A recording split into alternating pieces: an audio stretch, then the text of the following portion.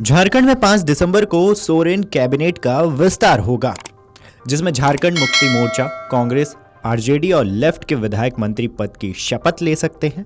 हालांकि किस दल से कितने मंत्री बनेंगे, अभी तक इसका खुलासा नहीं हो सका है। जबकि इससे पहले 28 नवंबर को राज्य में हुए शपथ ग्रहण समारोह में सिर्फ हेमंत सोरेन ने मुख्यमंत्री पद की शपथ ली थी। बता दें कि हेमंत सोरेन चौथी बार राज्य के मुख्यमंत्री बने हैं। झारखंड मंत्रिमंडल विस्तार पर जेएमएम महासचिव सुप्रियो ने कहा है कि हम बहुत सौहार्दपूर्ण तरीके से मंत्रिमंडल का गठन करेंगे। हर प्रमंडल को उसका प्रतिनिधित्व मिलेगा। इसमें महिलाओं, युवाओं, किसानों को शामिल किया जाएगा। हर वर्ग को मंत्रिमंडल में शामिल किया जाएगा। We will constitute the cabinet. In this cabinet, every will be given representation, as well as 5 divisions we have. Every division will get their representation. Women will be there, youth will be there, the farmers will be there, the labor leaders will be there.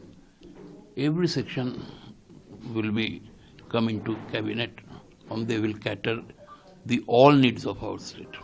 वहीं झारखंड कांग्रेस के पूर्व प्रमुख राजेश ठाकुर ने झारखंड मंत्रिमंडल विस्तार पर कहा है कि निश्चित रूप से जब कोई बड़ा फैसला हो उस पर चिंतन मंथन होता है और हमारे जो केंद्रीय नेतृत्व के लोग हैं उनके सुझाव लिए जाते हैं।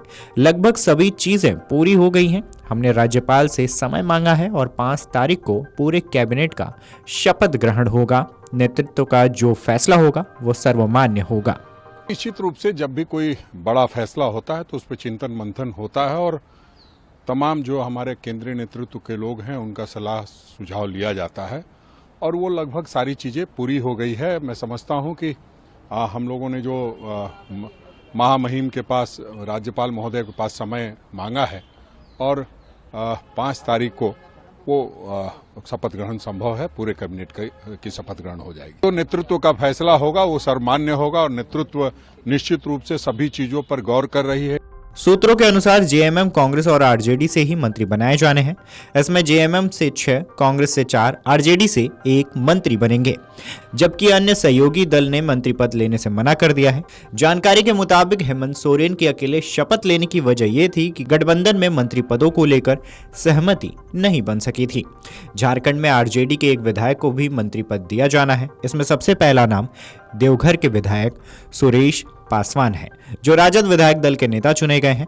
राज्य के 14वें मुख्यमंत्री के तौर पर शपथ लेने के साथ ही हेमंत सोरेन ने घोषणा की थी कि जल्द ही विधानसभा का विशेष सत्र आयोजित किया जाएगा, जिसमें 9 दिसंबर से 12 दिसंबर तक विधानसभा का विशेष सत्र आयोजित होगा, जिसमें विधायकों से शपथ ग्रहण के साथ साथ सदन में विश्वास मत भी हासिल किया जा सकता है। वहीं इससे पहले कैबिनेट विस्तार पर झामुमो नेता मनोज पांडे की तरफ से कहा गया था, राज्य में एक संतुलित मंत्रिमंडल बनाने की कोशिश की जा रही है। उन्होंने कहा था कि 5 विधायकों पर एक मंत्री के फार्मूले पर चर्चा की जा रही है।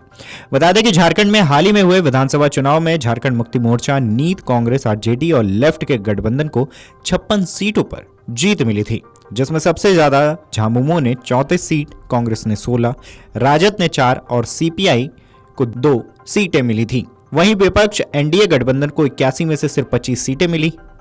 इसमें भाजपा 21 और आसजू, एलजेपीआरबी, जेडीयू और जेकेएलएम को 1-1 सीटें हासिल हुई थी। अगर आप ये वीडियो YouTube पर देख रहे हैं तो हमारे चैनल को सब्सक्राइब कर बेल आइकन दबाएं और Facebook पर देख रहे हैं तो हमारे पेज को लाइक करें। 8 मिलियन प्लस सब्सक्राइबर, आपके इस भरोसे के लिए बहुत धन्यवाद।